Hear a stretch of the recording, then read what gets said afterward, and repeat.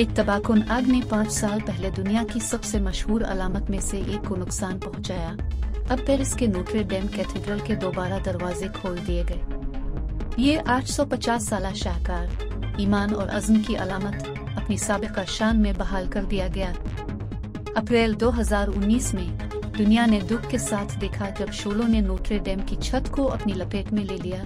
इसकी 19वीं सदी की मीनार और सदियों पुरानी लकड़ी के ढांचे को तबाह कर दिया।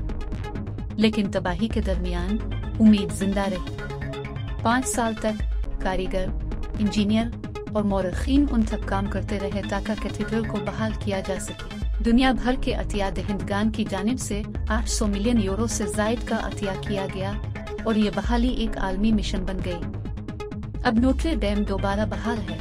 दुनिया ने इसकी दोबारा पैदाइश का जश्न मनाया। 1500 से ज़ायद मुअज़्ज़िज़ीन और मेहमानों ने इफ्तिताही तकरीब में शिरकत की, जो एक तारीखी वाक़या था जिसे आलमी रहनुमाओं और मशहूर शख्सियात ने शर्फ बख्शा। इनमें अमरीकी मुंतखब सदर डोनाल्ड ट्रंप, बरतानवी शहजादा विलियम, यूक्रेन के सदर व्लादिमीर ज़ेलेंस्की और एल्विन मस्क शामिल थे।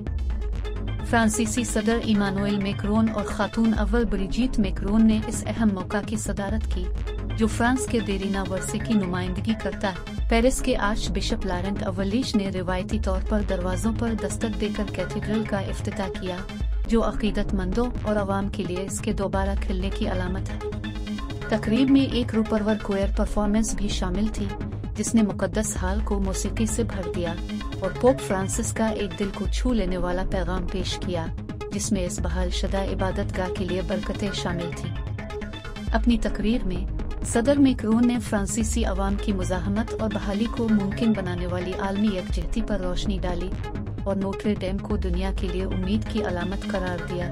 नोट्रे डेम की बहाली सिर्फ इंजीनियरिंग की कामयाबी नहीं थी, ये तारीख, फ़न और ईमान को महफूज रखने के लिए इंसानियत की अज़्म का सबूत था। नोट्रे डेम दी पेरिस दोबारा बुलंद है, मुज़ाहमत और वर्षे की दायमी ताकत की एक लाजवाल याद दहानी, एक ऐसा खजाना जो आने वाली नस्लों के लिए खड़ा रहेगा। मालूमात का काबिल एतमाद ज़रिया CRC, जुड़े रहें CRC के साथ।